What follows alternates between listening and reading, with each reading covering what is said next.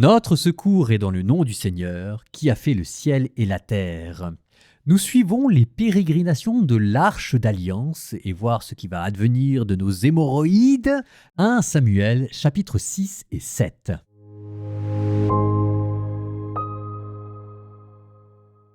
L'Arche du Seigneur demeura en territoire philistin pendant 7 mois. Puis les Philistins convoquèrent prêtres et devins en disant « Qu'allons-nous faire de l'Arche du Seigneur ? Indiquez-nous comment la renvoyer à l'endroit où elle était. » Ils répondirent « Si vous renvoyez l'Arche du Dieu d'Israël, ne la renvoyez pas sans rien, mais ne manquez pas d'y joindre une offrande de réparation. Alors vous serez guéris, et vous saurez pourquoi sa main ne s'écartait pas de vous. » Ils demandèrent « Quelle offrande de réparation faut-il y joindre ?» Ils répondirent « D'après le nombre des princes philistins, 5 tumeurs en or et 5 rats en or, car c'est un même fléau qui vous a tous atteints, vous et vos princes. Vous ferez donc des images de vos tumeurs et des images des rats qui dévastent votre pays, et vous rendrez gloire au Dieu d'Israël. Peut-être sa main se fera-t-elle plus légère sur vous, sur vos dieux et sur votre pays. À quoi bon alourdir votre cœur, comme l'ont fait les Égyptiens et Pharaon? Quand Dieu se fut joué d'eux, n'ont-ils pas renvoyé les filles d'Israël? Et ils sont partis. Maintenant, prenez et préparez un chariot neuf, ainsi que 2 vaches qui allaitent et qui n'ont pas encore porté le joug. Vous attellerez les vaches au chariot, et vous les séparerez de leurs petits que vous ramènerez à l'étable. Puis vous prendrez l'arche du Seigneur et vous la placerez sur le chariot. Quant aux objets d'or que vous lui remettrez en offrande de réparation, vous les déposerez dans le coffre, à côté de l'arche. Vous la renverrez et elle partira. Vous verrez alors, si elle prend la route de son territoire en montant vers Beth-Shemesh, c'est bien Dieu qui nous a fait ce grand mal. Sinon, nous saurons que ce n'est pas sa main qui nous a touchés. C'est par accident que cela nous est arrivé. » Ainsi firent les gens. Ils prirent 2 vaches qui allaitaient, ils les attelèrent au chariot et ils retinrent leurs petits à l'étable. Puis ils déposèrent l'arche du Seigneur sur le chariot, ainsi que le coffre avec les rats en or et les images de leurs tumeurs. Les vaches allèrent droit leur chemin, sur la route de Beth-Shemesh. Elles avançaient en meuglant, mais gardèrent le même chemin, sans se détourner ni à droite ni à gauche, les princes des Philistins marchant derrière elles, jusqu'à la limite de Beth-Shemesh. Les gens de Beth-Shemesh faisaient la moisson des blés dans la vallée. Levant les yeux, ils aperçurent l'arche et se réjouirent de la voir. Le chariot arriva dans le champ de Josué de Beth-Shemesh et il s'y arrêta. Il y avait là une grande pierre. On fendit le bois du chariot et on offrit les vaches en holocauste au Seigneur.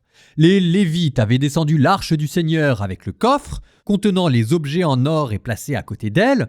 Ils déposèrent le tout sur la grande pierre et ce jour-là, les gens de Beth-Shemesh offrirent des holocaustes et firent des sacrifices pour le Seigneur.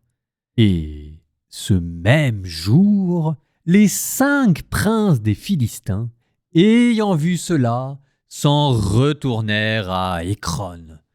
Et voici quelles étaient les tumeurs en or remises par les Philistins en offrande de réparation au Seigneur. 1 pour Ashdod, 1 pour Gaza, 1 pour Ascalon, 1 pour Gath et 1 pour Écron. Et les rats en or, selon le nombre de toutes les villes des Philistins relevant des 5 princes, depuis la ville fortifiée jusqu'au village sans muraille. La grande pierre en est témoin, sur laquelle on avait déposé l'arche du Seigneur. Elle se trouve aujourd'hui encore dans le champ de Josué de Beth-Shemesh.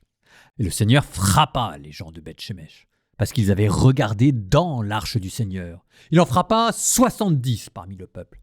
Et le peuple prit le deuil, parce que le Seigneur l'avait durement frappé.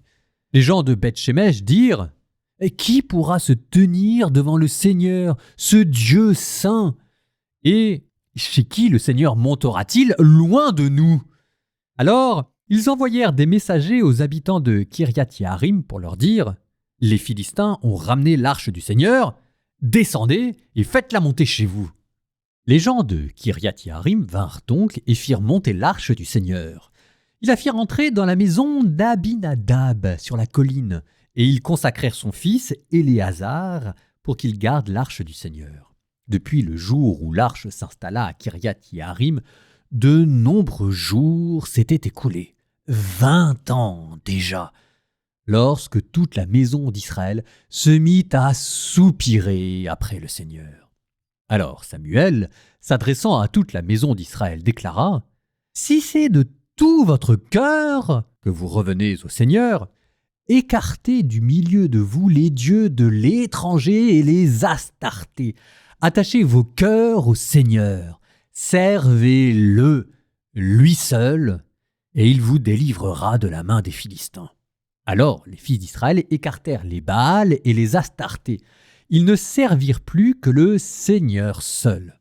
Samuel dit « Rassemblez tout Israël à Mispa, et je prierai pour vous auprès du Seigneur. » Ils se rassemblèrent donc à Mispa.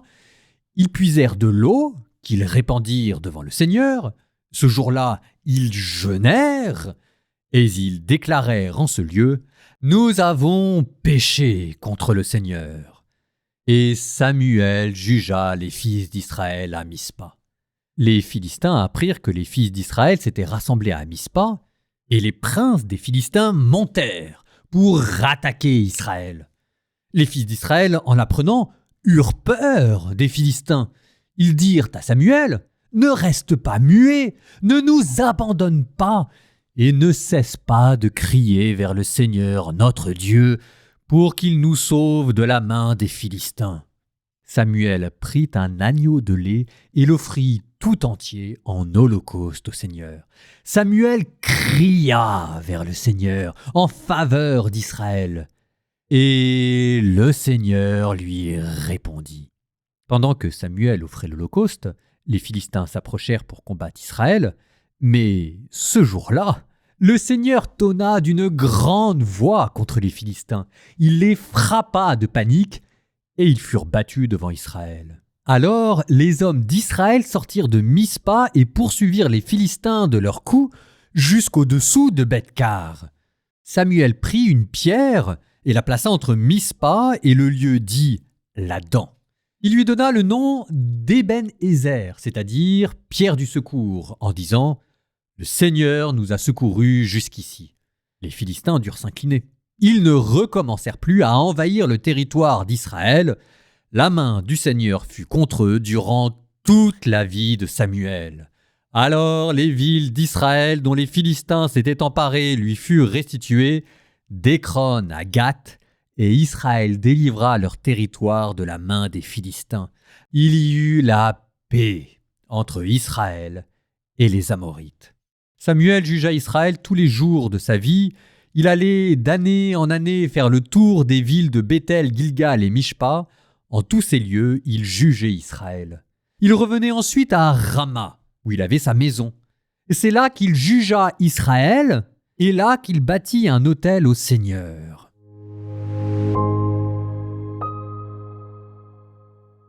D'accord, vous me direz que j'ai l'esprit carabin, mais quand même, quand je lis, vous ferez donc des images de vos tumeurs en or. Je me demande bien à quoi une statue d'hémorroïde en or ça peut ressembler. Moi, ça me fait hurler de rire. Bon, puisque nous sommes dans les parenthèses, j'en profite pour dire que la ville de Beth-Shemesh dont il a été question, l'archéologie l'a retrouvée.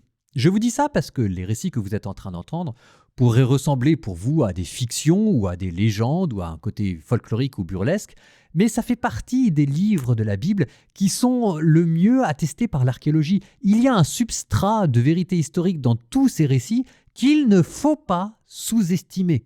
Maintenant, revenons à notre arche, dont les Philistins ne veulent plus et à juste titre, et pour s'en débarrasser, ils vont mettre Dieu à l'épreuve avec cette histoire de père de bœuf qui doit tirer l'arche d'alliance, qui est conçue comme un test. On prend des veaux qui n'ont jamais tiré quelque chose, comme ça ce sera plus dur pour eux, et on leur dit de prendre la route de Beth-Shemesh, qui n'est pas une route logique. Donc tout est fait pour bien vérifier que c'est Dieu qui est à l'œuvre derrière. Mais le plus grand signe pour moi, c'est le verset 14. Le chariot arriva dans le champ de Josué de Beth-Shemesh, et il s'y arrêta. Qu'est-ce que vous voulez comme autre signe pour comprendre ce que Dieu attend de vous à savoir de suivre l'exemple de Josué et de revenir à l'alliance. Il faut croire que les retrouvailles n'ont pas été un grand moment de joie et ça s'est pas passé comme prévu. Il y en a qui regardent d'un œil mauvais l'arche de l'alliance, Dieu s'énerve et les tue. Alors évidemment, on se dit que tout cela est un peu dur, parce qu'on a regardé l'arche de l'alliance, Dieu fait mourir des gens. Oui, mais qu'est-ce que vous voulez que je vous dise? C'est pas comme si on n'avait pas compris que Dieu était en colère. C'est pas parce que Dieu est content de partir chez les Philistins qu'il est content de retourner chez les Israélites. Et donc en fait, il y a une ambiguïté là qu'il faut lever tout de suite. D'ailleurs là, regardez les Israélites, il n'y a aucun retour à Dieu. Il n'y a aucune repentance. Pour eux, l'arche de l'Alliance, ça reste le veau d'or. Un veau d'or qui leur fait peur tellement il est puissant. Ne vous y trompez pas. Dans l'attitude des Israélites, il n'y a aucun amour envers Dieu. Et elle est là, la leçon de cette arche de l'Alliance qui revient. On a bien vu que c'était Dieu qui était à l'œuvre à travers les veaux. On a bien vu l'endroit où elle s'arrêtait, le champ de Josué. Et toujours aucun changement. C'est toujours pour les Israélites une idole dont ils sont contents de retrouver la possession.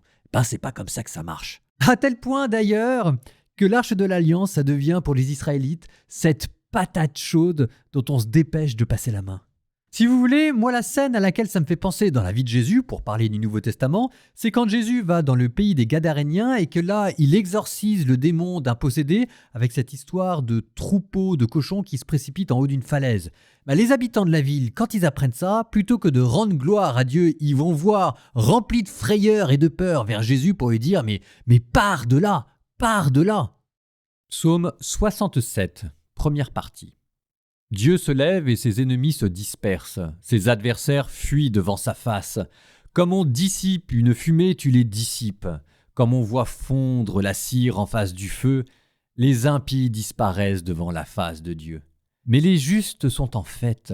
Ils exultent. Devant la face de Dieu, ils dansent de joie.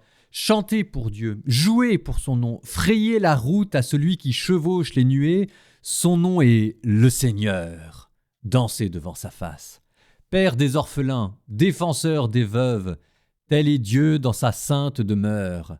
À l'isolé, Dieu accorde une maison, aux captifs il rend la liberté, tandis que les rebelles vont habiter les lieux arides. Dieu, quand tu sortis en avant de ton peuple, quand tu marchas dans le désert, la terre trembla, les cieux même fondirent devant la face de Dieu, le Dieu du Sinaï, devant la face de Dieu, le Dieu d'Israël. Tu répandais sur ton héritage une pluie généreuse, et quand il défaillait, toi, tu le soutenais. Sur les lieux où campait ton troupeau, tu le soutenais, Dieu qui est bon pour le pauvre. Le Seigneur prononce un oracle. Une armée de messagères le répand. Rois en déroute, armées en déroute, on reçoit en partage les trésors du pays. Resterez-vous au repos derrière vos murs, quand les ailes de la colombe se couvrent d'argent et son plumage de feuilles d'or, quand le puissant là-bas pulvérise des rois et qu'il neige aux monts sombres? Mont de Basan, divine montagne, mont de Basan, fière montagne. Pourquoi jalouser, fière montagne, la montagne que Dieu s'est choisie pour demeure? Là le Seigneur habitera jusqu'à la fin. Les chars de Dieu sont des milliers de myriades. Au milieu, le Seigneur, au sanctuaire, le Sinaï. Tu es monté sur la hauteur, capturant des captifs et recevant un tribut même de rebelles pour avoir une demeure, Seigneur notre Dieu.